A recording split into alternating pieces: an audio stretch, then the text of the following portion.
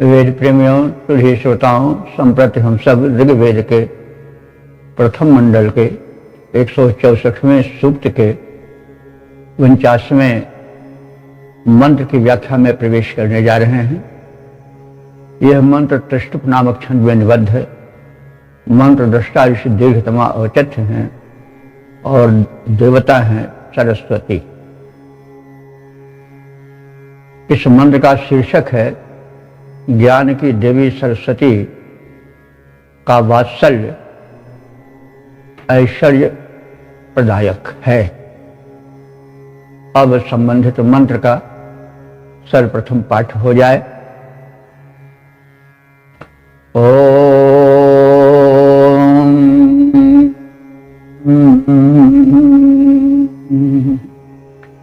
यस्ते स्तनः शशयो यो मयो भूर्येण विश्वा पुष्यसि वार्याणि यो रत्नधा वसुविद्यः सुदत्र सरस्वती तमिः धातवे कः।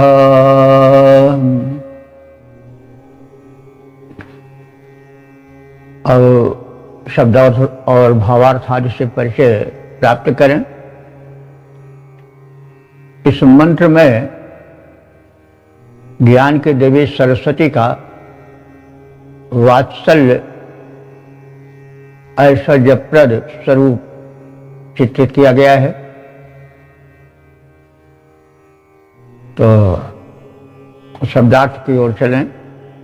सरस्वती, हे ज्ञान के देवी सरस्वती, यह स्तनः ते शशयः, यह माने जो स्तन, स्तन माने दुग्ध जिसके द्वारा निकलता है वह स्तन है। और दुग्ध क्या है? पोषक तत्व है। तो जो तुम्हारा ज्ञानप्रद स्तन है वही तुम्हारा जो है वह शशयः शरीर है। यानी तुम पोषण तत्व की शरीरधारी स्वरूप वाली हो। तुम्हारा स्वरूप वही तुम्हारा स्तन ज्ञानप्रद, वही जो है वह तुम्हारा शरीर है। यानी तुम ज्ञानाधिक या ज्ञान स्वरूपा। यह मयोभूः, और तुम्हारा जो है ज्ञान स्वरूप शरीर है वह मयोभूः माने मय कहते हैं सुख आनंद को, वो आनंदप्रद है, सुख देने वाला है। येन विश्वा वार्याणि पुष्यसि, और उस तुम्हारे ज्ञान स्वरूप शरीर के द्वारा विश्व माने संपूर्ण, वार्याणि माने वर्णीय अभीष्ट, पुष्यसि माने पोषण पाते हैं। यानी तुम पुष्यसि, तुम पोषण प्रदान करती हो। किसको? विश्वावार्याणि, संपूर्ण अभीष्टों को। किसके द्वारा? केन? स्वस्त्रेण, ज्ञान रूपी स्तन के द्वारा। तुम विश्वावार्याणि पुष्यसि, संपूर्ण अभीष्टों को जो कि वर्णीय हैं, उत्तम है, उनको पुष्यसि माने पोषण प्रदान करती हो। सरस्वती के माध्यम से, ज्ञान के माध्यम से मनुष्य सब कुछ प्राप्त करता है, धन प्राप्त करता है, मान प्राप्त करता है, यश प्राप्त करता है, तो पोषण मिलता है। तुम्हारे ही उस शरीर या उस पोषक स्तन से जो कि ज्ञानमय दुग्ध का क्षरण करता है। यह रत्नधा, तुम्हारा वो ज्ञानप्रद पोषक जो स्तन है वह रत्नधा माने रत्नों को धारण करने वाला है। यानी उसमें रत्न भरे हुए हैं। रत्न माने बहुमूल्य पदार्थ ही रत्न है। और वसुवित वो ऐश्वर्यों को प्राप्त कराने वाले हैं। वस माने ऐश्वर्य होता है, तो वो वसवित हैं, ऐश्वर्य प्राप्त कराने वाले हैं। यह सुदत्र जो उत्तम दानी हैं, यानी तुम्हारा वो ज्ञान रूपी पोषक स्तन या शरीर, वो जो है उत्तम प्रकार के दानों को प्राप्त करने में समर्थ है। यानी जो जितने जो प्राप्य है, प्राप्तव्य है, वो तुम्हारे ही शरीर से प्रदत्त ज्ञान रूपी दुग्ध द्वारा होता है, और उससे मनुष्य का जीवन पुष्ट होता है, वो सुखी होता है, समृद्ध होता है। तम धातवे इह कह, तम माने उस तुम्हारे स्तन को हमारे पीने के लिए इधर करो, यानी तुम उस ज्ञान रूपी पोषक दुग्ध को देने वाले स्तन, उस स्वरूप को, उसके मूल को हमें प्रदान करो, हमारे हित में संयोजित करो। तो हे देवी सरस्वती, तुम्हारा सुखद वात्सल्य, मैं वह ज्ञान का स्तन, ज्ञान प्रदायक वह तुम्हारा स्वरूप, समस्त वर्णीय अभीष्टों का प्रदायक है। वह वात्सल्य मैं स्तन हमारी ओर करो, माने हमें हमारे समक्ष लाओ, हमें उससे लाभान्वित करो, कृत्य करो, धन्य करो। जो तुम्हारा ज्ञान दुग्ध प्रदायक स्तन है, वो समस्त ऐश्वर्यों को प्राप्त कराने वाला है। हे माता सरस्वती, तुम उत्तम दानी हो, तुम्हारा स्तन, तुम्हारा शरीर हम सबको उत्तम अनुदान प्रदान करता है। अब इसके पद्य रूपांतरण पर ध्यान दें। देवी सरस्वती, परम सुखद वात्सल्य तुम्हारा करता है परिपूर्ण मनोरथ सकल हमारा। अपना वह वात्सल्य रूप स्तन हमारी ओर झुकाओ, उत्तम ऐश्वर्यों को हमको प्राप्त कराओ। हे माता, इस भांति हमारा जीवन धन्य बनाओ। ओम वेद प्रेमियों, सुधी श्रोताओं, संप्रति हम सब ऋग्वेद के प्रथम मंडल के 164वें सूक्त के 50वें मंत्र की व्याख्या में प्रवेश करने जा रहे हैं। यह मंत्र त्रिष्टुप नामक छंद में निबद्ध है। मंत्र दृष्टा जी हैं दीर्घतमा औचित्य, और इस मंत्र का शीर्षक है यज्ञ पुरुष परमात्मा की पूजा हो। अब संबंधित मंत्र का सर्वप्रथम पाठ हो जाए। ओम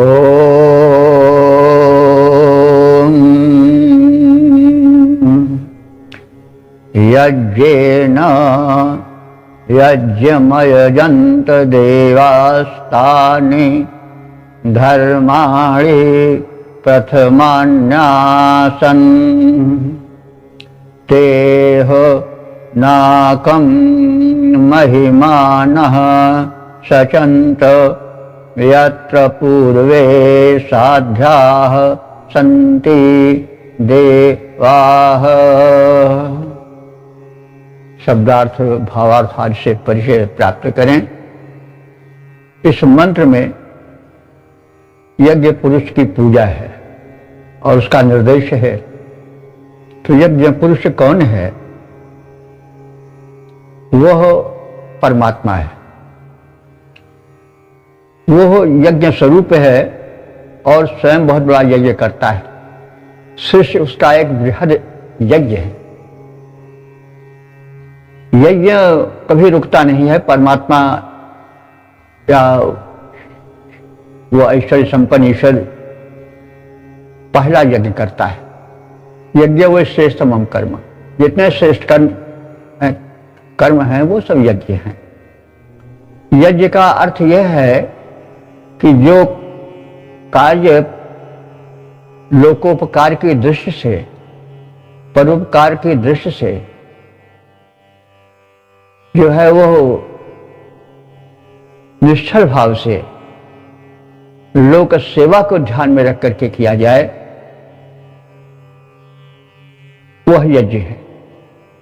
तो परमात्मा निस्वार्थ यज्ञ कर रहा है। उसने सूरज चंद्र बनाया और उसने वृक्षों वन वनस्पतियों को फैलाया, वर्षा शरद ऋतु का संविधान किया कराया और उसके द्वारा उपजाए फल फूल जल वायु सब निस्वार्थ सेवा कर रहे हैं। परमात्मा के विधान में कोई उससे टैक्स नहीं लिया जा रहा है। परमात्मा ने सब बना दिया और उस बनाने के लिए वह कोई कर नहीं लेता है कि कीमत दो, हमने सूर्य बनाकर प्रकाश दिया, पावर हाउस बना दिया, तो उसका हमें कीमत दो। हमने धरती बनाई, तुम्हें टिकने का स्थान दिया, हमें कीमत दो। हमें प्रकाश की कीमत दो, हमें ऑक्सीजन की कीमत दो, हवा की कीमत दो। नहीं, किसी को याचना नहीं करता है। उसने ये एक संदेश दिया कि तुम भी यज्ञ करो। सब कर्म यज्ञ हैं जो शुभ हैं, जो लोकोपकार को रखकर किए जाते हैं, जिसमें लोकोपकार आगे रहता है, स्वार्थ अल्प रहता है, वही उसका स्वार्थ है। परमार्थ ही उसका स्वार्थ है। तो ईश्वर या परमात्मा सबसे बड़ा यज्ञ करता है और उसके इस विधान का अनुगमन करना चाहिए ऋषि, यह संदेश देता है। तो देवाः यज्ञेन यज्ञम अयजन्त, यहां पर देव शब्द जो है वो विद्वानों के लिए आया है। देव देवताओं को, दिव्य शक्तियों को कहते हैं। विद्वान भी देवता माने गए हैं। शब्दकोश में एक अर्थ देव का विद्वान भी है, निरुक्त में देखा जा सकता है। तो देवा यज्ञेन यानी विद्वान लोग, ज्ञानी लोग यज्ञेन यज्ञम अयजन्त, यज्ञ द्वारा यज्ञ पुरुष की पूजा की है। तानि धर्माणि प्रथमानि आसन, उसके ये पूजन के धर्म, जैसे यज्ञ पुरुष परमात्मा है तो यज्ञ द्वारा विद्वान लोग परमात्मा की पूजा करते हैं। परमात्मा माने उसकी सारी सृष्टि की पूजा करते हैं, उसका भला करते हैं सारी सृष्टि का। और उस सृष्टि में यज्ञ करने से जो दिव्य शक्तियों को शक्ति मिलती है वही परमात्मा की प्रसन्नता का कारण बन जाता है। भाई किसी के अनुदान को, किसी के निर्माण को अगर कोई सुरक्षित रखता है तो जो निर्माता है वो प्रसन्न ही होगा, कृपा ही करेगा। तो सृष्टि तो परमात्मा की है, उसमें तो यज्ञ करोगे। ये जो भौतिक यज्ञ करते हो, अग्नि जला करके वेदी में आहूत डालते हो, इससे वातावरण पर्यावरण शोधन होता है, यह यज्ञ है। इसके अतिरिक्त यावत शुभ कर्म है, सब यज्ञ हैं, उसके द्वारा तुम उस यज्ञ पुरुष परमात्मा को प्रसन्न करते हो। और उससे प्रसन्न करो, वह पुरुष जो है वह परमात्मा केवल प्रार्थना से नहीं प्रसन्न होता, कर्म से भी प्रसन्न होता है। कोई लड़का हो, किसी का पुत्र हो, हाथ जोड़े खड़ा रहे तो पिता बहुत प्रसन्न नहीं होगा। वो जब कमाऊ होगा, कहने का मतलब वो शुभ कर्म करेगा और एक अच्छा कर्मठ व्यक्तित्व वाला होगा तो पिता अधिक प्रसन्न होगा। तो वैसे ही परमात्मा है। ठीक है, विनय करनी चाहिए, ऐसी बात नहीं है। ये विनय प्रार्थना अपने स्थान पर महत्वपूर्ण है, लेकिन केवल प्रार्थना पर्याप्त नहीं है। कर्मठता भी होनी चाहिए। वो कर्मठता क्या? शुभ लोक कर्म को, लोक हित को ध्यान में रख करके कर्म होना चाहिए, तब वही कर्म यज्ञ बनेगा। यज्ञ वही कर्म बनता है जो शुद्ध हृदय से किया जाता है, जिसका उद्देश्य लोकहित होता है। तो जब लोकहित होगा तो अपना भी हित होगा, क्योंकि हम लोक से अलग नहीं हैं। बल्कि ये ध्यान रखना चाहिए कि कोई एक व्यक्ति हम अगर ना रहें तो लोक का कुछ बने बिगड़ेगा नहीं। रोज लाखों मरते हैं, क्या फर्क पड़ता है दुनिया का। लेकिन अगर दुनिया ना रह जाए तो फिर हम नहीं चल पाएंगे। हमारे बिना दुनिया चल जाएगी, लेकिन दुनिया के बिना, लोक के बिना हम नहीं चल पाएंगे। इसलिए समझदारी यह है कि हम कर्म जो करें लोकहित में करें, और इससे इस संपूर्ण सृजन का, सृष्टि का जो सृष्टा है, परमात्मा है, जो यज्ञ पुरुष है, वह प्रसन्न होगा। सबसे बड़ा ईश्वर को प्रसन्न करने का कारण है या कि शुभ कर्म किया जाए, सर्वपूर्ण जीवन बिताया जाए। तो देवाः यज्ञेन यज्ञम अयजन्त, विद्वानों ने, ज्ञानियों ने उस यज्ञ पुरुष की उपासना, पूजा यज्ञ द्वारा की, लोकहित कर्मों द्वारा किया अथवा यज्ञ विधान द्वारा किया। और तानि धर्माणि प्रथमानि आसन, और विद्वानों का यह यज्ञ कर्म है, यज्ञ धर्म है, वह प्रथमानि आसन माने पहला स्थान पाया। प्रथम का मतलब पहला, पहला का मतलब हुआ कि सर्वश्रेष्ठ। कहते भाई वो अव्वल नंबर है, वो पहला नंबर, नंबर 1 पर है। तो उसका मतलब हुआ कि जो प्रथम होता है वो महत्व के लिए भी होता है। यह पहला है, नंबर 1 पर आया है, सबसे आगे है पहला। पहले का तो एक संख्या में होता है एक, लेकिन एक का अर्थ हुआ कि वह सबसे अग्रगण्य है, पहला है, प्रथम है वो। इसीलिए जब कोई उत्तीर्ण होता है तो प्रथम उत्तीर्ण हुआ है। तो प्रथम जो है वो उत्कृष्टता का भी द्योतक है। तो यह धर्म जो था यज्ञ का, यह प्रथम धर्म था, माने सर्वोत्कृष्ट धर्म था, जिसको कि विद्वानों ने प्रारंभ किया। ते महिमाना नाकम सचनते, और वे व्यक्ति जो कि यज्ञ पुरुष को पूजा द्वारा, अपने कर्म यज्ञ द्वारा प्रसन्न किए, वे नाकम सचनते, वे नाक माने स्वर्ग को प्राप्त करते हैं या स्वर्ग को प्राप्त किए। एक चीज ध्यान देने की जरूरत है कि वेदों में क्रिया सब तीनों कालों पर लागू हो जाती है।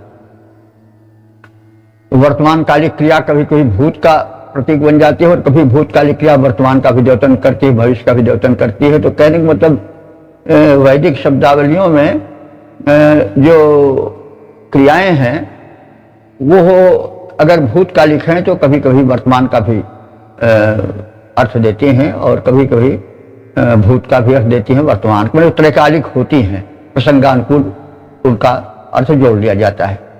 तो ऐसे लोग जो कि यज्ञ द्वारा यज्ञ पुरुष परमात्मा को प्रसन्न किए, वे नाकम सचनते, नाक कहते हैं स्वर्ग को। नाक माने स्वर्ग होता है, क्योंकि इसको देखिए व्युत्पत्ति जान लीजिए। क माने होता है सुख, तो और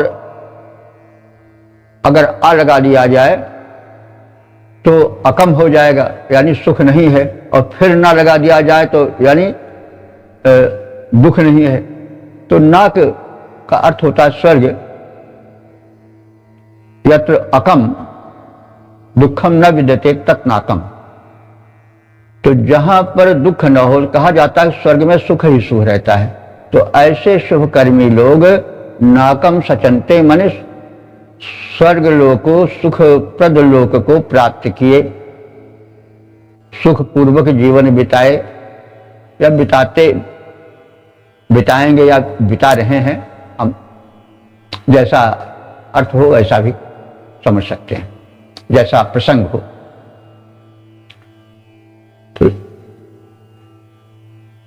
यत्र पूर्वे साध्या देवा संति, और वो उस स्वर्ग को प्राप्त करते हैं जहाँ की पूर्व काल के साधक लोग, विद्वान लोग अपने शुभ कर्मों के कारण निवास किए या निवास करते हैं।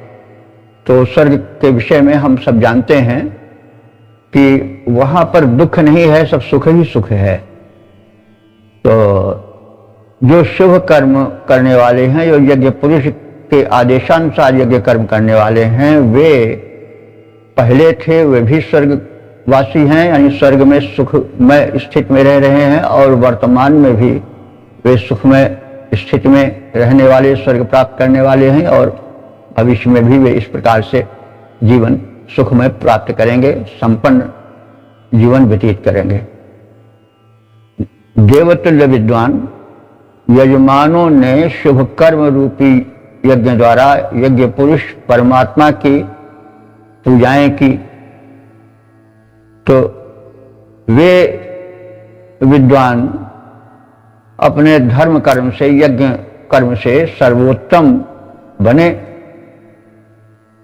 ऐसे यजमान सुखपूर्वक स्वर्ग को प्राप्त करते आए हैं और करते रहेंगे और कर रहे हैं, और वहाँ निवास के अधिकारी हैं, जहाँ पूर्व काल से साधन संपन्न देव विद्वद्गण शुभ कर्म करके, यज्ञ कर्म करके निवास करते आए हैं अपने यज्ञ के फलस्वरूप।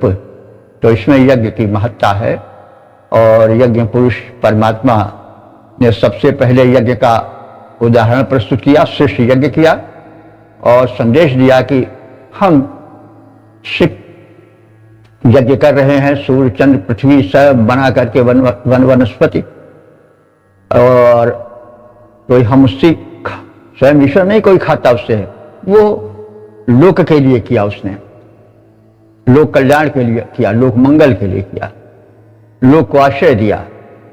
तो उसी प्रकार से हे मेरे पुत्रों मनुष्यों, तुम भी करो और अपने जीवन को यज्ञ में बना लो, ये संदेश है इस मंत्र का। अब हम इसके पद रूपांतरण पर ध्यान दें।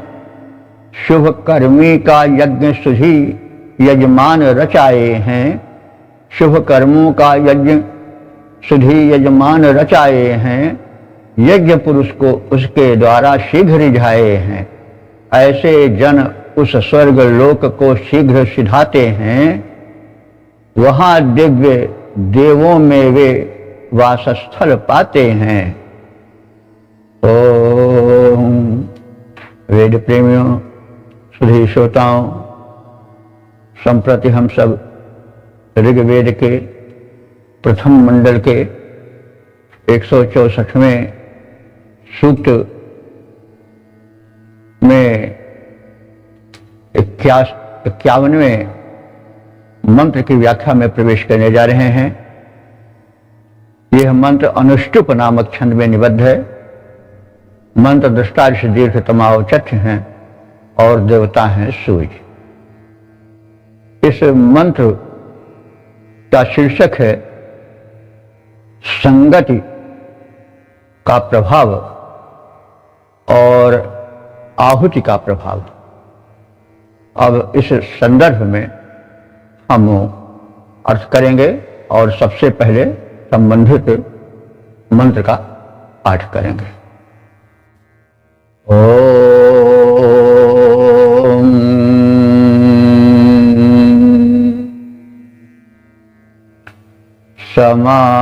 समानमेत दुदक मुच्चैत्यव चाहभिः भूमिं प्रजन्या जिन्वन्ति दिवं जिन्वन्त्यग्नयः। अब शब्दार्थ एवं भावार्थ से परिचय प्राप्त करें। तो इस मंत्र में बताया गया है कि संगति का प्रभाव पड़ता है। अच्छे की संगत से वही वस्तु या वही व्यक्ति ऊंचे उठ जाता है और अगर संगति ठीक नहीं रही तो निम्नगामी भी हो जाता है। इसके लिए उदाहरण दिया है कि जल तो एक ही है, लेकिन वही जल जब ग्रीष्म ऋतु की संगति पाता है, उसका आश्रय लेता है, तो यद्यपि उसकी प्रकृति निम्नगामी है, जल सदैव नीचे की ओर जाता है, लेकिन ग्रीष्म ऋतु के दिनों की संगति से, सूर्य किरणों की संगति से वही जल जिसकी मूल प्रकृति निम्नगामी है वह उच्चगामी हो जाता है। कैसे? जब ग्रीष्म के दिनों में सूर्य की किरणों का संसर्ग हुआ तो बाष्पित हुआ जल, और उन्हीं किरणों के सहारे वह ऊपर चढ़ गया, ऊर्ध्वगामी हो गया और बादल बन गया। लेकिन फिर जब वर्षा का दिन आता है तो वही जल ऊर्ध्वगामी न होकर के उन दिनों की संगति में, सोहबत में नीचे की ओर प्रवाहित होने लगता है। वृष्टि बना जल रहा तो जल सदैव उसकी प्रकृति निम्नगामी होती है, नीचे की ओर, ऊपर से नीचे की ओर जाता है। तो ऊंचे को जाने का मतलब हुआ कि उत्थान होना, और नीचे को जाने का मतलब हुआ कि उसका पतन होना, नीचे जाना। मतलब एक काव्य में शैली है। तो संगत के प्रभाव को बताना चाह रहा है ऋषि तुलसीदास जी ने भी कुछ इसी तरह से कहा है एक जगह पर कि भाई धूल है, लेकिन जब पवन का प्रसंग मिलता है, सोहबत उसकी होती है तो ऊपर उठ जाती है, लेकिन जब उस जल की सोहबत होती है जो कि निम्नगामी है, जिसकी प्रकृति नीचे की ओर जाने की है, तो वही जाकर के कीचड़ बन करके प्रवाहित होने लगता है नीचे को। तो गगन चढ़ई रज पवन प्रसंगा और कीचई हुई नीचे जल संगा। पवन के प्रसंग को पाकर के धूल जिसका कि अस्तित्व नगण्य माना जाता है, वो ऊपर आकाश में उठ जाती है, नृप के किरीट पर भी पड़ जाती है, ऊर्ध्वगामी हो जाती है, उसका उत्थान होता है। लेकिन जब वही निम्नगामी जल की सोहबत में पड़ जाती है तो वो बह करके कीचड़ बन जाती है। तो वही कुछ मतलब हो सकता है इसी मंत्र से तुलसीदास जी को प्रेरणा मिली हो इस चौपाई को कहने की। तो अब हम शब्दार्थ करते हुए अर्थ करेंगे। एतत् समानम उदकम, उदकम माने जल। यह जल तो एक ही समान है, एक ही तरह का है, जल में अंतर नहीं है। लेकिन अह भी उच्चैः एति, अह कहते हैं दिन को, अहो दिन, तो अह भी, तो यहां दिन से तात्पर्य है ग्रीष्म ऋतु के दिनों की संगति पा करके उच्चैः एति, ऊंचे आसमान की ओर पयान करता है, यानी सूर्य की किरणों की ऊष्मा के प्रभाव से वह जल वाष्प बन जाता है और उन्हीं किरणों के सहारे आकाश में जाता है, चल जाता नहीं, उसका उत्थान हो जाता है और वह बादल बन जाता है। वही जलद जग जीवन दाता, संसार को जीवन प्रदान करने वाला जल बन जाता है। मेघ के साथ आकाश में उठ करके संगति किसकी मिली? किरणों की, जो कि ऊर्ध्वगामी है। और इस संगत का यह फल हुआ कि जल की नीच या निम्नगामी प्रकृति बदल गई, वो उच्चगामी ऊर्ध्वगामी हो गए, माने उत्थान की ओर उनका मुख हो गया। उसी प्रकार से वही जल अवह, अवह माने निम्नगामी हो जाता है। कैसे? जब वह वर्षा के दिनों का संसर्ग पाता है, यानी वर्षा के संसर्ग से वर्षा के दिनों के आने पर वृष्टि की संगति से वह धरती पर फिर अपनी उसी निम्नगामी प्रकृति के वश में हो जाता है और नीचे प्रवाहित होने लग जाता है। तो नीचे प्रवाहित होने का मतलब हुआ कि संकेत रूप में ये है पतन है, ऊपर उठना उत्थान है। तो वही जल जब ग्रीष्म ऋतु के दिनों का संसर्ग पाता है तो सूर्य की किरणों से पर चढ़ करके ऊपर आकाश में पहुंच जाता है और मेघ बन जाता है। फिर जब वृक्ष के दिनों का संसर्ग मिला तो वही फिर क्षरित होकर के निम्नगामी हो जाता है। तो यह संगति का प्रभाव है।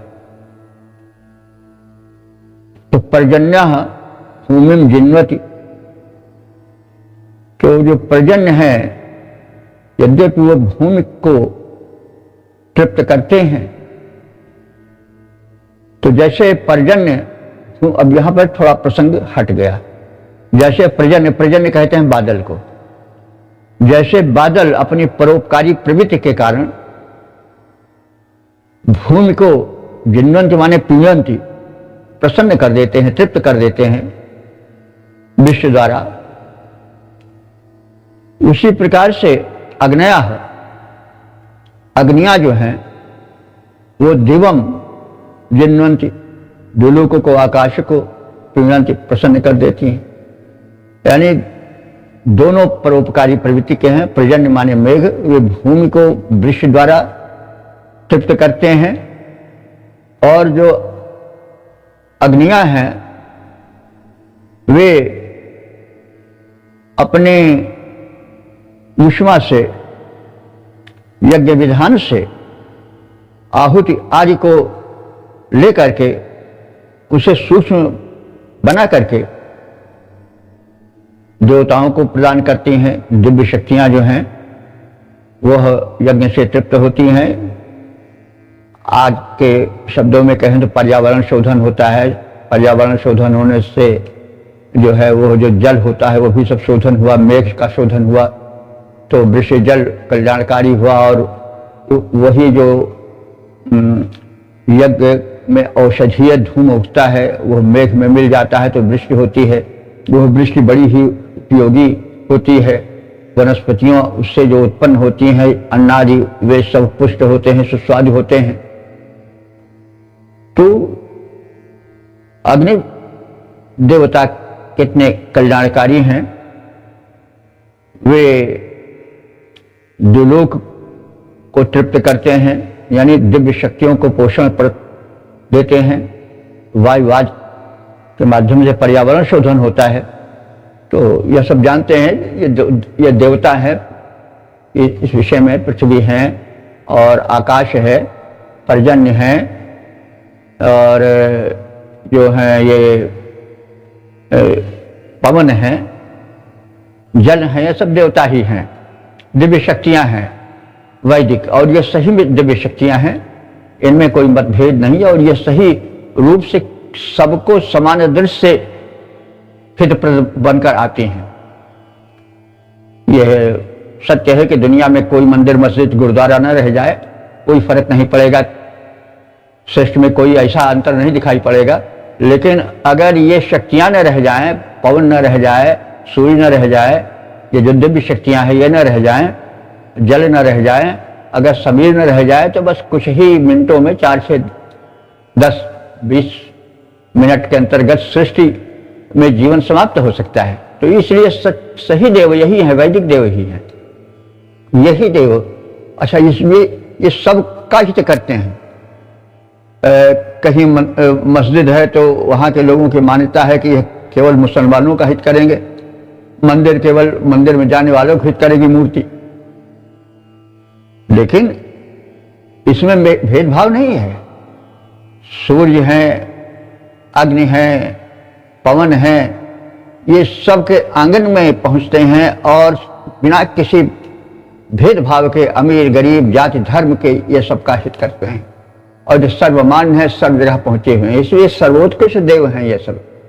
तो इसमें इस मंत्र में 2 बातें बताई गई। एक तो संगत का स्वरूप बताया गया, दूसरा यह है कि दिव्य शक्तियां जो हैं वो लोकोपकारी हैं। और यदि पर्जन्य भी देवता माने गए हैं वेद के।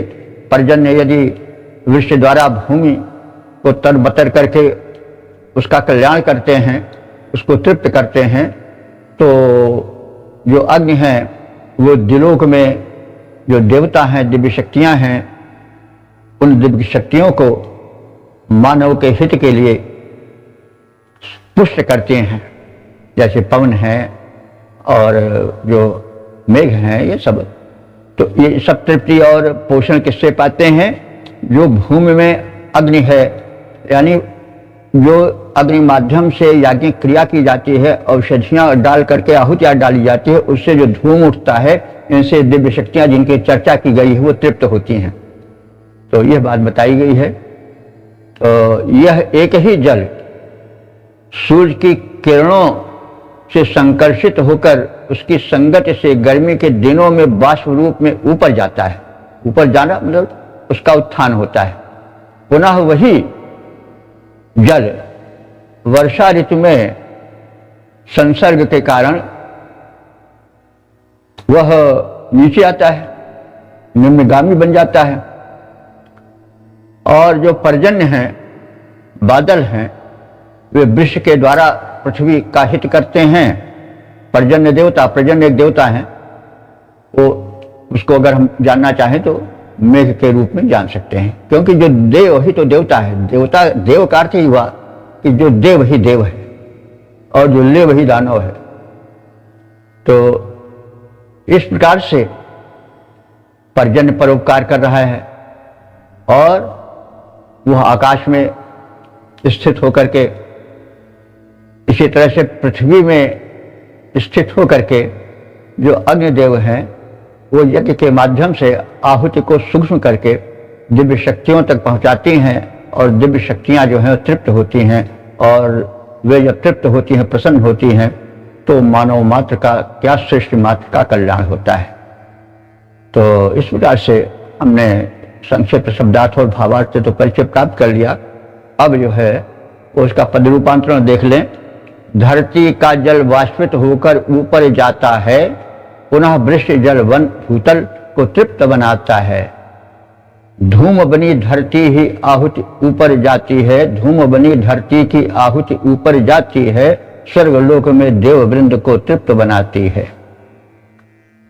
ओम वेद प्रेमियों, सुधी श्रोताओं, संप्रति हम सब ऋग्वेद के प्रथम मंडल के 164वें सूक्त के 52वें मंत्र की व्याख्या में प्रवेश करने जा रहे हैं। यह मंत्र त्रिष्टुप नामक छंद में निबद्ध है। मंत्र दृष्टांश हैं दीर्घतमा औचथ्य और देवता हैं सूर्य।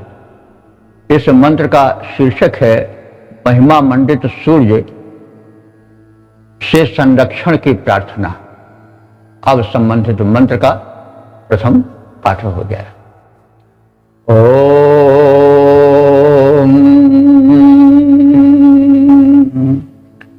दिव्यं सुपर्णं वायसं बृहन्तमपां गर्भं दर्शतु मोषधीनाम्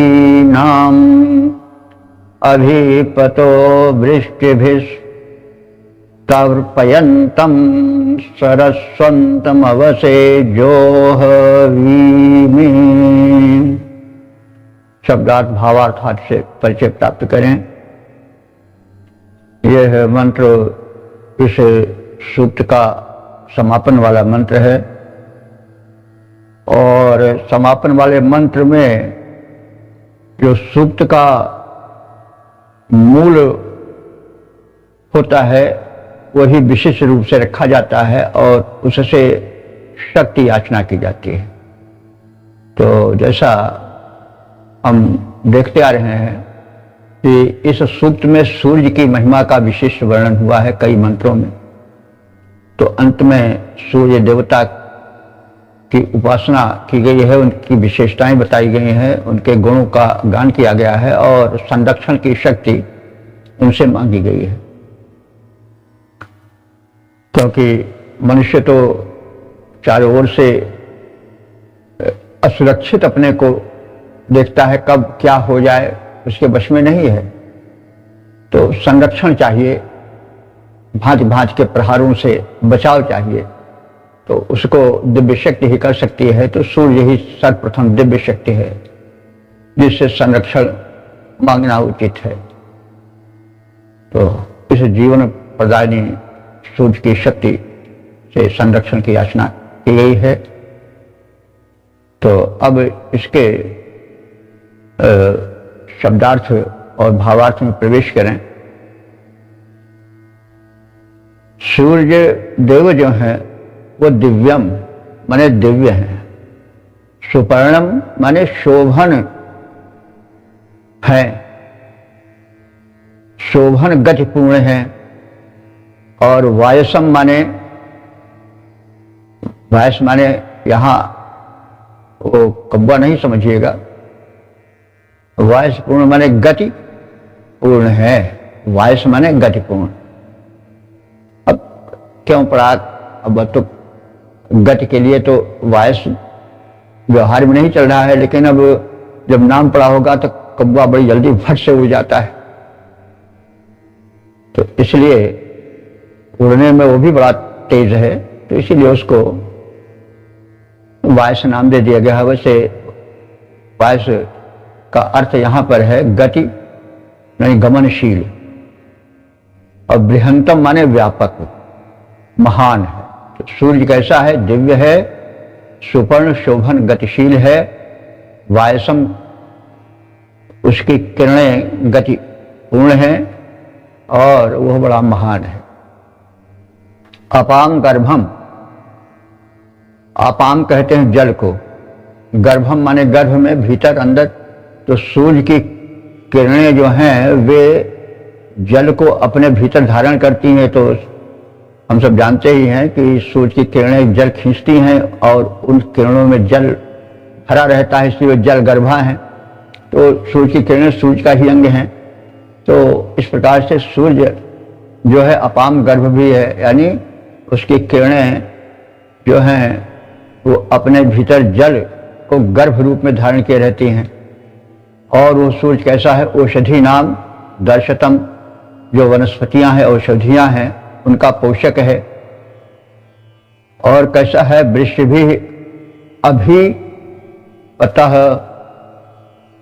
वह वृक्ष के द्वारा तर्पयंतम चारों ओर उनको तृप्त करता है। तो वृक्ष भी अभी अतः तर्पयंतम, वृक्ष के माध्यम से जल प्रवाह के द्वारा वो चारों ओर भूमि को सुतृप्त करता है। और कैसा है, सरस्वतम, सरस्वतम माने सरोवर और जल के अन्य प्रवाह सरिता आदि को वह तृप्त करने वाला है। कौन, सूर्य, क्योंकि सूर्य ही वर्षा का कारण है। तो सूर्य की किरणें जल खींचती हैं, बादल बनता है, वर्षा होती है। तो इसीलिए उसको सरस्वतम कहा गया है कि सर्व सरिताओं को वह जल से आपूरित करके प्रवाहमान बनाता है। तो ऐसे सूर्य को, जिसकी महिमा महत्ता पूर्व शब्दार्थ में कही गई है, उसको अवश्य जो हुई में, अव माने रक्षा होता है, अवश्य माने रक्षा के लिए, जो हुई में माने आवाहन करता हूं।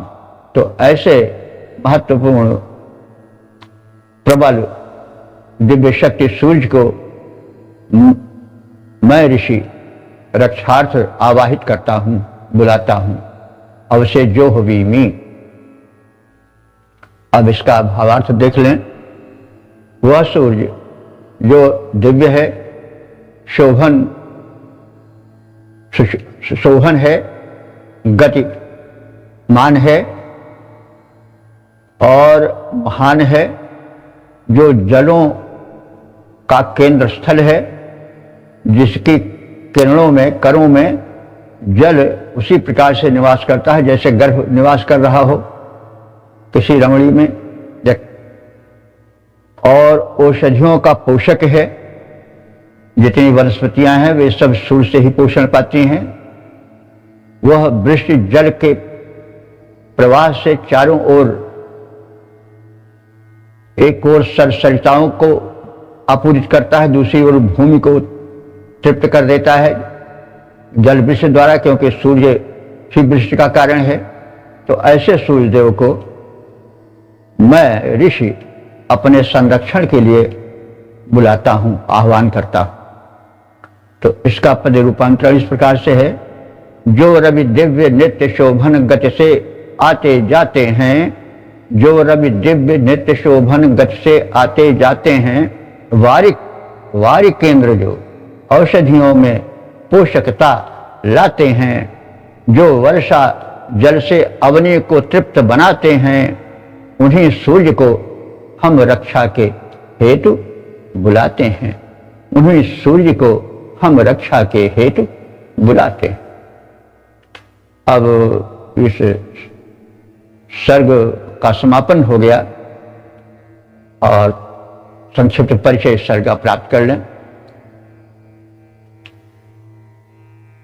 यह सर्ग जो है वो ऋग्वेद के 164वें संख्या पर है, 164वें नंबर पर है और इस सूक्त में 52 छंद हैं। छंदों में मुख्य रूप से त्रिष्टुप, अनुष्टुप, जगति आदि का समावेश है और इस छंद में जो प्रमुख देवता हैं वह विश्व देवा हैं, सूर्य हैं, वायु हैं, अग्नि, वाक, सरस्वती आदि हैं। तो इस सूक्त बड़ा महत्वपूर्ण सूक्त है। आप सबने इनके मंत्रों को पढ़ा होगा और इसमें दार्शनिकता बहुत है और गूढ़ चिंतन है, वैज्ञानिकता भी है। इसमें जो है वह द्वा सुपर्णा सविजा सखाया समान वृक्षम परिशस्व जाते, एक तयोरन्यः पिप्पल स्वादवत् अनन्यो अनशनन्योर अभिचाकशीति, ऐसे दार्शनिक मंत्र भी हैं। आत्मा परमात्मा का विवेचन है, आत्मा का स्वरूप बताया गया है और परमात्मा का स्वरूप बताया गया है। आत्मा परमात्मा दोनों एक हैं, एक ही शाखा पर वो शाखा या एक ही वृक्ष, वो वृक्ष जो हो वो संसार वृक्ष भी हो सकता है, शरीर वृक्ष भी हो सकता है, उसमें एक साथ ही रहते हैं। दोनों में अंतर यह है कि आत्मा बना हुआ परमात्मा आत्मा रूप में तो संसार के सुखोपभोग रूपी फलों का उपभोग करता है और बड़े चाव से, लगन से भिन्न भिन्न ऐश्वर्य के फलों को स्वाद के माध्यम से, रसनेन्द्रिय, जिह्वा इंद्रिय के माध्यम से, नेत्रों के माध्यम से, कर्णों के माध्यम से, यानी भिन्न भिन्न इंद्रियों के माध्यम से तमाम तरह तरह के आकर्षक फलों को भक्षण करता है, उसके वशीभूत रहता है। उसी को पाने के लिए वह दिनों रात सर खपाता है और खाने पीने, सोने, जागने, देखने और तमाम इंद्रियों की तृप्ति के लिए वो सदैव लालायित रहता है, उससे आगे जा ही नहीं पाता है। आहार निद्रा भय मैथुन सामान्य में तक, तो इसी में वो लगा रहता है। लेकिन जो परमात्मा है, ईश्वर है, वो रहता तो साथ साथ है, लेकिन इन माया मोहमयी स्वादिष्ट फलों से वो दूर रहता है, वो दृष्टा बना रहता है। तो ये सब बड़ा दार्शनिक है। इसी तरह से एकम सद विप्रा बहुधा वदंती, लोगों में बड़ा मतभेद रहता है, इसी में तलवारें भी खिल जाती हैं, रक्त भी बहता है। लोग कहते हैं कि हमारी मस्जिद सत्य है, कोई कहता है हमारा मंदिर सत्य है, कोई कहता है कि हमारा गिरजा घर, कोई कहता है कि हमारा गुरुद्वारा ठीक है, उस पर जो कुछ उंगली उठावेगा, जो उस पर करेगा, हम जान दे देंगे, जान ले लेंगे, आदि आदि बड़े अनर्थ होते आए हैं। धर्म के नाम पर बहुत रक्त बहा है। तो ऋषि ने पहले समाधान कर दिया, अगर यह वैदिक सभ्यता का प्रचार प्रसार होता रहता, वेद मंत्रों से लोग अवगत होते रहते, उसके आशय से परिचित होते रहे, तो यह जो तलवारें खिंची रहती हैं, जो मतभेद रहता है, आज भी धर्म के विषय में कम मतभेद नहीं है, आज भी बड़ी अशांति है। तो लोग कहते हैं बस हम जो पूजा कर रहे हैं हमारा मंदिर सत्य है, कोई कहता हमारा मस्जिद सत्य है, कोई कहता हमारा अल्लाह सत्य है, कोई कहता हमारा गॉड सत्य है। तो यह जो इसमें मैं तू होती रहती है। तो ऋषि ने पहले समाधान कर दिया कि एकम सद, जो सत्य तत्व है, शासक है, परमात्मा है, श्रेष्ठ का संचालक है, निर्माता है, वो तो एक ही है और वो सर्वोपरि है, उससे आगे कोई नहीं है। क्योंकि जब दो सत्ताएं हो जाएंगी समान तब फिर संघर्ष हो जाएगा। तो सर्वोपरि सत्ता तो वही एक है, उसको आप किसी नाम से कह दो। तो बताया गया है कोई उसको सूर्य कहता है, कोई उसको जो है वो चंद्र कहता है, कोई उसको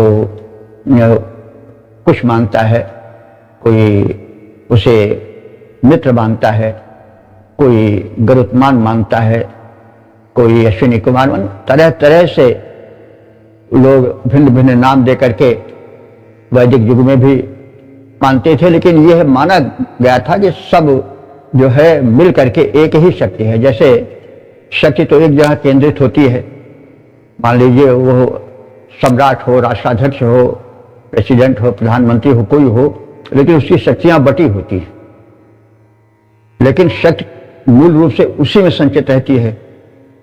तो और तरह तरह के अधिकारी हर विभाग के होते हैं। वैसे जो मूल है जहां से शक्ति का संचयन हुआ है, जहां शक्ति जहां से वितरित होती है, वो तो एक ही है, वो सत्य है, वो कभी बनता बिगड़ता नहीं, वो एक रूप है, सत्य है, सत्य है। लेकिन उसी को अनेक भेदों से विप्र यानी ज्ञानी लोग कहते हैं। कोई उसी को कुछ कहता है, कोई कुछ कहता है, कोई कुछ कहता है। आज भी भिन्न भिन्न नामों से कोई गाड, कोई अल्लाह, कोई हनुमान जी, कोई विष्णु, कोई काली, कोई दुर्गा, कोई कुछ तरह तरह के नामों से असंख्य नाम हैं उसके।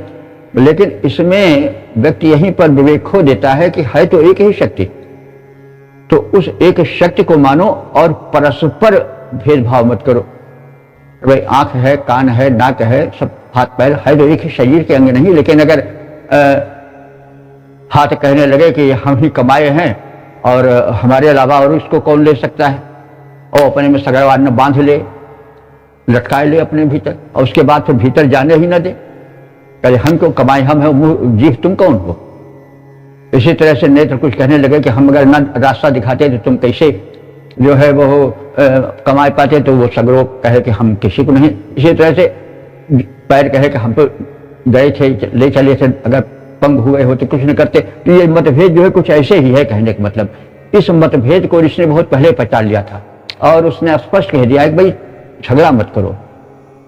इस अपने नासमझी के कारण परस्पर एक दूसरे के रक्त के प्यासे मत हो जाओ। सत्य तत्व एक है, उसको नाम कुछ दे दो, या उसके भिन्न भिन्न अंग प्रत्यंग हैं, उनको देव रूप में मानो, लेकिन मूल एक ही है, मतभेद नहीं होना चाहिए। तो एकम सद विप्रा बहुधा वदन्ति, यह भी है। फिर इसमें कुछ योग के भी सूत्र आ गए हैं। जैसे कहा गया है कि जो वाणी है, जो ज्ञान के केंद्र हैं, वो एक ही हैं। वाणी के विषय में कहा गया है कि 4 प्रकार की वाणियां हैं, परा, पश्यंती, मध्या और वैखरी। तो उसमें 3 वाणियां तो योग साधना से मिलती हैं, परा, पश्यंती और मध्या, जो कि चक्रों में निहित हैं। जैसे मूलाधार चक्र में परा वाणी है और पश्यंती जो है वो स्वाधिष्ठान में है, मध्या मणिपूरक में है। तो ये है, यानी हृदय में मणिपूरक होता है। ऐसे सब चक्रों में शक्तियां बटी हुई हैं। चक्र माने, चक्र पहले जान लें, ये शक्ति के केंद्र हैं। मनुष्य में अपार शक्ति है और वो 8 चक्रों में विभक्त है। और जब ये चक्र जागृत हो जाते हैं तो भिन्न भिन्न प्रकार की शक्तियां उत्पन्न होती है और मानव की शक्ति अपरंपार है। कहा जाता है कि अभी तक वैज्ञानिक सत्य है कि केवल मुश्किल से 4 या 5 अंश तक खुल सका है मनुष्य का मस्तिष्क। इतनी शक्ति है मनुष्य में कि उसका बड़े मतलब 4 या 5 से अभी खुल नहीं सका है। जो बहुत बड़ा वैज्ञानिक हो जाता है चिंतक हो जाता है, नेता हो जाता है, तो उसका 5वें से ज्यादा नहीं आगे खुलता है। आगे फिर खुलेगा तो अवतार बन जाएगा, फिर यह सामान्य शरीर उसके लिए पर्याप्त नहीं होगा, उसको दूसरा शरीर धारण करना पड़ेगा। आदि आदि बातें विज्ञान सिद्ध हैं। तो वो चक्र जो है वो शक्ति के केंद्र हैं। तो जैसा कहा गया है कि चक्रों में ये मूलाधार चक्र में, स्वादिष्ठान मणिपूरक में परापश्यंती और मध्या वाणी का निवास होता है। इस वाणी को केवल ज्ञानी लोग ही जान पाते हैं। जैसे भाव वाणी का प्रकाशन तो सर्वत्र हो रहा, पशु पक्षी में भी भाव है और वाणी है, लेकिन वो उस प्रकार से कुछ उच्चारण करके नहीं कह सकते हैं। यह तो विज्ञान सिद्ध तथ्य है कि जो वनस्पतियां हैं, पेड़ पौधे हैं, वो भी आपस में बात करते हैं, उनमें भी भाव है, उनमें भी प्रेम है। तो वो जो है वो सूक्ष्म तरंग बन करके चारों ओर फैला हुआ है, लेकिन हम मानव उसको जान नहीं पाते हैं। पेड़ पौधों की भाषा को ही समझने के लिए यंत्र बने हैं, किसी हद तक व्यक्ति सफल हुआ है, लेकिन जो जिनके चक्र सिद्ध हो जाते हैं, योग सिद्ध हो जाता है, वे पूर्ण रूप से उसको सुन लेते हैं, क्योंकि तरंगे निकलती हैं हर एक से। तो तरंगे सूक्ष्म हो जाती हैं, लेकिन उसको रिसीवर चाहिए, ग्रहण करने वाला चाहिए। तो चक्रों में जब जागरण हो जाता है, शक्ति का उच्छलन हो जाता है, तो वो शक्ति आ जाती है जो कि उन वनस्पतियों के भाव को भी, पशु पक्षी जो बोलते हैं उनमें भी कुछ संदेश छिपा होता है, उसको भी जान लेते हैं। तो तरंगे जो हैं वो सूक्ष्म रहती हैं, उसके लिए एक विशिष्ट संवेदनशील जागरण जब होता है चक्रों की जागरण के माध्यम से, तो वे सब समझ में आ जाते हैं। तो इसमें यह बात बताई गई है कि केवल मनुष्य वैखरी वाणी में ही सफल हो चुका है। वैखरी वाणी वो होती है जो कंठ में जो यंत्र है उसमें सन्निहित होती है। ये केवल मनुष्य में है। पशु पक्षी में भाव हैं, उठते हैं, लेकिन वो एक दूसरे से अभिव्यक्त नहीं हो सकते, क्योंकि उनमें स्वर है लेकिन वाणी नहीं है। मनुष्य में वाणी शक्ति है, और वाणी से एक भाषा का आविष्कार हुआ, बहुत बड़ा आविष्कार मानव जाति के लिए पहले हुआ, और उसके दौरान वह आदान प्रदान, मिलन और सारा व्यवहार वाणी के माध्यम से चल रहा है। तो वाणी वह वाणी जो है व्यवहार में है, और हम उससे परिचित हैं, अपने भाव को व्यक्त करते हैं। किसी से कहा जाए कि पानी लाओ, अगर वो न हो तो कहीं नहीं पाएगा, गाय को चारा दिलाओ कैसे कहेगा। तो अब वो वाणी ही के माध्यम से तो सब प्रकटीकरण हो रहा है, तो वह वैखरी वाणी है। तो मनुष्य केवल वैखरी वाणी से ही परिचित हो सका है, भाषा के माध्यम से भावों का आदान प्रदान करता आया है। लेकिन 3 वाणियां और ऋषि ने बताई है, जिसको हम अभी बता चुके हैं कि परा, पश्यंती और मध्या। तो इनका ये बड़ी सूक्ष्म वाणियां होती हैं, इनमें ही ज्ञान होता है, लेकिन इस वाणी के समझने में केवल योगी जन सक्षम है। तो ये बात बताई गई है। और इस सूक्त के मंत्रों में सूर्य की विशेष उपासना है, और सूर्य की शक्तियों का विशेष वर्णन है। वर्षा का, ऋतु परिवर्तन का, दिन रात का, काल चक्र का कारण सूर्य है। और उस परम शक्ति ने अपनी सर्वाधिक शक्ति सूर्य को सौंप दी है, और सूर्य के माध्यम से जीवन पनप रहा है धरती पर। सूर्य न हो तो विकास न हो, अंकुरण न हो, जीवन न हो। तो उस परम शक्तिमान, जिसको एकम सद विप्रा बहुधा वदंती कहा गया है, उसने सृष्टि संचालन के लिए जो सर्वोत्तम शक्ति है, ऊर्जा है, उसको सूर्य में स्थापित कर दिया है। और सूर्य के माध्यम से ऊर्जा, प्रकाश आदि जो कुछ हो रहा है वो पृथ्वी पर आ रहा है, और प्राणी जगत उससे पोषण पा रहा है। तो इस मंत्र में, इन दार्शनिक मंत्रों के अतिरिक्त सूर्य संबंधी, उसकी शक्तियों संबंधी वार्ताएं ज़्यादा कही गई हैं। तो सूर्य ही सब कुछ है, उससे ऋतु परिवर्तन जैसा कहा गया सब सूर्य ही है। तो इस तरह से हमने देखा कि इसमें दार्शनिकता भी बहुत है, और इसे बड़ा ही महत्वपूर्ण सूक्त है। और साथ ही साथ इसमें सूर्य की उपासना विशेष रूप से कही गई है कि वास्तव में जितनी शक्तियां हैं, ऊर्जाएं हैं, जो जीवन है वो सूर्य के कारण है। और सूर्य ही वास्तव में सभी देवत्व का मूल है। संसार के सभी धर्मों में सूर्य की ही किसी न किसी रूप में उपासना होती आ रही है। हमारे भी धर्म में विष्णु वगैरह है, ये सब सूर्य ही के विकसित रूप हैं। अधिकांश देवता सूर्य से संबंधित हैं, तो सूर्य ही बड़ा व्यापक देव है। तो इस प्रकार से हम संक्षेप रूप में इसके सारांश को, इसके प्रतिपाद्य को भी जाने। अब हम अगले व्याख्याक्रम में ऋग्वेद के प्रथम मंडल के 165वें सूक्त में प्रवेश करेंगे। तब तक के लिए जय वेद भगवान। ओम सर्वे भवन्तु सुखिनः, सर्वे सन्तु निरामयाः, सर्वे भद्राणि पश्यन्तु, मा कश्चित् दुःख भाग् भवेत्।